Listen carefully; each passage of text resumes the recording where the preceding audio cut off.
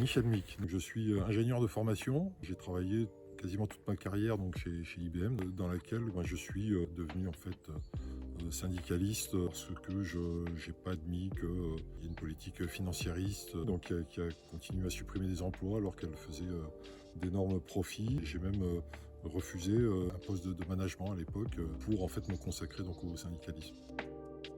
Au sein de l'UNSA, je suis secrétaire régional en Auvergne-Rhône-Alpes, bien sûr, référent sur la partie économie, emploi, formation. Je suis également conseiller Césaire. Le Césaire, c'est le Conseil économique, social et environnemental régional. C'est la deuxième chambre de représentation en fait régionale, derrière le Conseil régional des élus. Je siège dans ce qu'on appelle le collège 2, c'est-à-dire le collège des syndicats de salariés avec nos homologues. On est consulté, on est saisi soit par le conseil régional, soit nous-mêmes, on est en autosaisine de sujets qui sont des sujets importants pour la société, pour la région. On est force de proposition, on doit émettre des recommandations, des préconisations de manière à alimenter la réflexion et la capacité pour l'exécutif régional à prendre des décisions. On est amené à travailler donc en commission ou dans des groupes de travail. Personnellement, je siège à la commission économique et puis à la commission finance. Je suis aussi dans la section prospective, donc qui s'interroge un peu plus sur les avenirs possibles en région Auvergne-Rhône-Alpes à horizon 2050. Voilà. Et bien aidé par des chargés d'études qui font un travail de consolidation en fait, de toute l'intelligence collective qui s'exprime. Ça donne lieu donc à la diffusion, la communication d'avis ou de dossiers qui permettent d'alimenter un peu la réflexion. Alors c'est malheureusement une activité qui n'est pas assez connue du plus grand nombre. Moi personnellement je me bats aujourd'hui pour que cette instance devienne plus démocratique, inclure des personnes qui puissent être des citoyens lambda, tirés au sort, sur la base de leur volonté à vouloir travailler pour le collectif. On l'a fait par exemple pour la convention citoyenne sur le climat. Ça n'existe pas encore au Césaire Auvergne-Rhône-Alpes, donc c'est un de mes combats.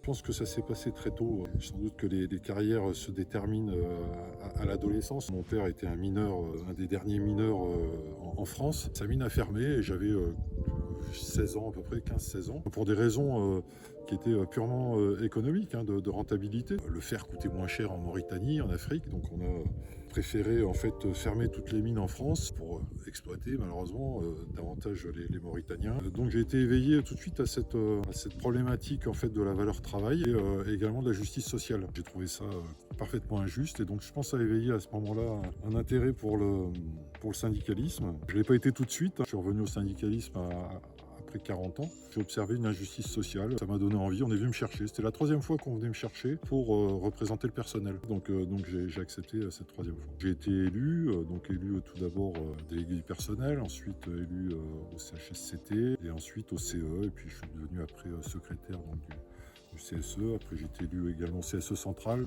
Bref, voilà. Et puis donc secrétaire de CE principalement. Dans l'UNSA, il y a une lettre qui est très importante, qui est d'ailleurs inscrite en rouge sur le logo, qui est le petit A, qui signifie autonome. Et je crois beaucoup en l'autonomie, parce que l'autonomie pour moi est synonyme de la confiance. La confiance en les personnes qui sont sur le terrain, qui vivent les choses de près.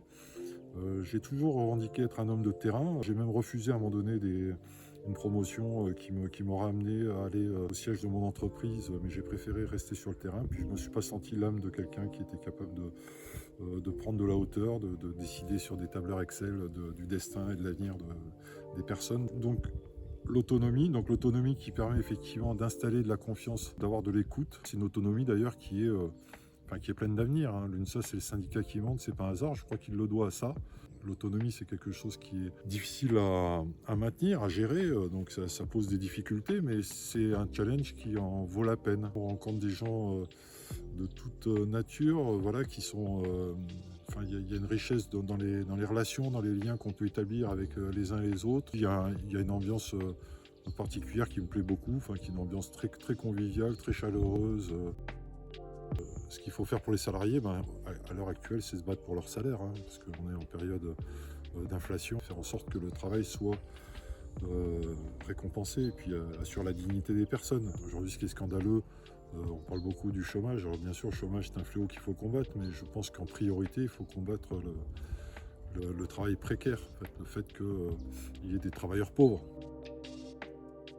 Ça a été justement de faire échouer un plan social qui prévoyait des licenciements secs, hein, c'est-à-dire des licenciements contraints. On s'est battu, on a fait valoir effectivement le droit et on a obtenu gain de cause, donc on a gagné au tribunal et on a évité donc qu'il y ait des licenciements contraints qui auraient mis en grande difficulté certains collègues. Il y en avait une soixantaine de collègues qui étaient dans l'œil du cyclone.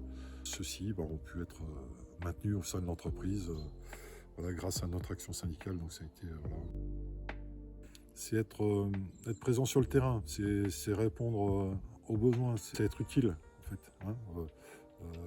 Faut pas craindre d'être utilisé, parce que quand on est utilisé, ça veut dire qu'on est utile. Se dire que dans un combat, tout combat mérite d'être mené. Il n'y a que ceux qu'on ne mène pas qu'on est sûr de perdre.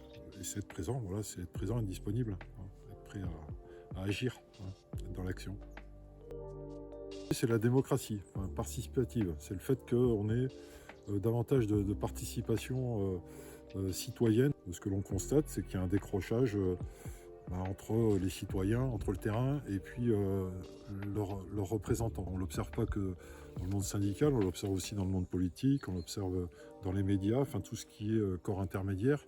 Et je pense que le risque aujourd'hui, c'est de voir être mis en place des régimes qui sont autocratiques. Donc il faut éviter ça. Donc il faut se battre pour refaire participer, refaire s'intéresser les gens à la politique, mais aussi au syndicalisme, faire en sorte que les gens prennent conscience qu'ils sont plus forts quand ils sont syndiqués que quand ils ne le sont pas.